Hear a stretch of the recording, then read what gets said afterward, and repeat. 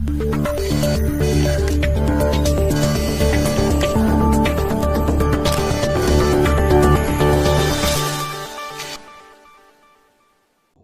बीते दिनों में भारत सरकार ने 118 चीनी ऐप को बैन कर दिया, जिससे कि चीन की आर्थिक कमर टूट सके।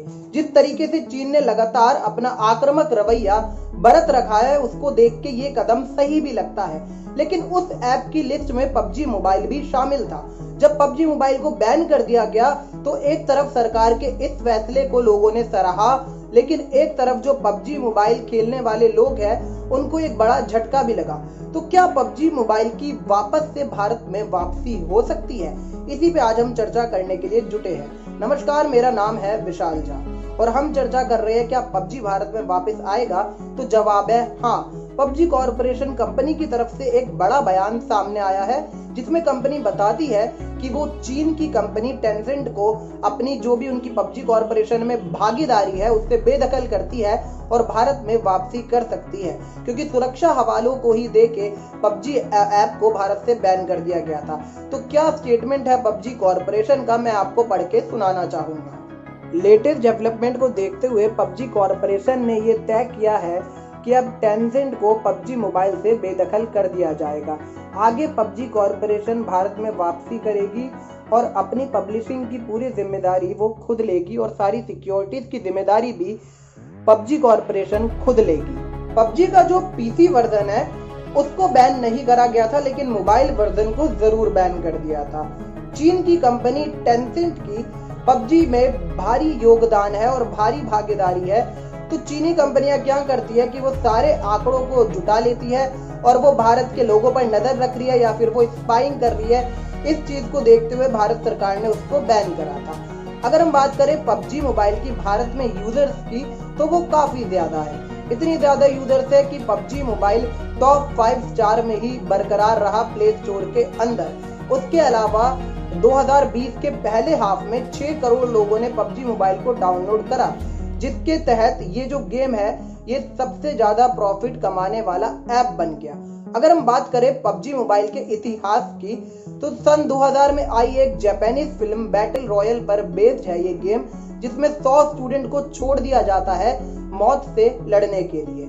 पबजी मोबाइल के अगर हम यूजर्स की बात करें तो भारत में करीब 24% है, चाइना से ये यूजर्स 17% है और अमेरिका से ये यूजर्स 6% है।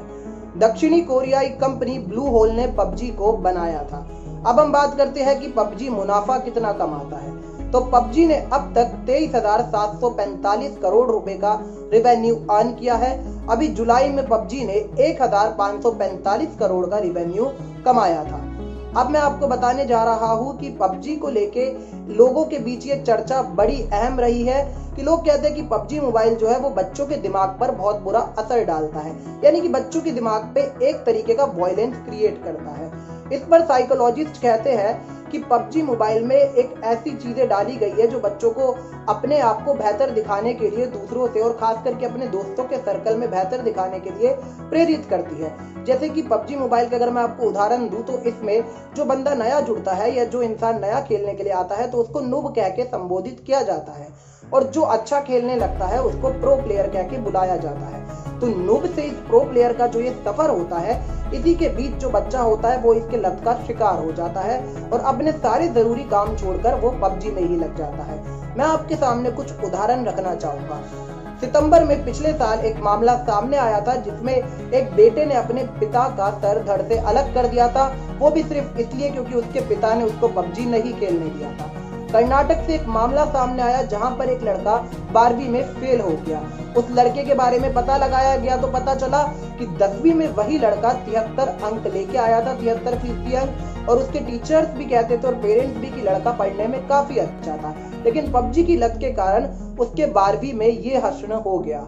अभी एक मामला सामने आया था पंजाब से, जिसमें एक 17 साल के लड़के ने अपने माँ बाप के खाते से 16 लाख रुपए पबजी की एक्सेसरीज खरीदने में उड़ा दिए थे, जिसके बाद उस लड़के ने, ताकि वो फंस ना जाए, बैंक से आने वाले मैसेजेस भी डिलीट कर दिए थे।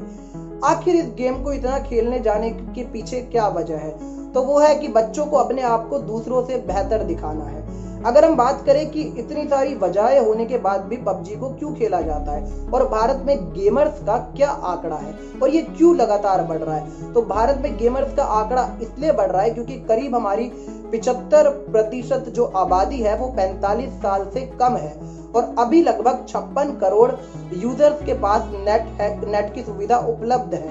2025 तक अनुमान लगाया जा रहा है कि ये सुविधा नेट की जो सुविधा होगी यूजर्स की वो बढ़कर 100 करोड़ के पार चली जाएगी, यानी कि 100 करोड़ से ज्यादा लोग भी नेट को यूज कर पाएंगे। अगर हम इसका एक आपको विश्लेषण दें तो मैं यही कहना चाहूंगा कि गेम खेलिए, उससे टाइम पास भी करिए, लेकिन गेम को अपनी लत में ना बदलिए। और ऐसे जो गेम्स होते हैं किलिंग गेम्स या हाइपरसोनिक गेम्स, हाई ग्राफिक वाले गेम, उसके आप कब लत के शिकार बन जाएंगे आपको खुद पता भी नहीं चलेगा। तो इस चीज से आपको बचना चाहिए। आज की रिपोर्ट में इतना ही। नमस्कार।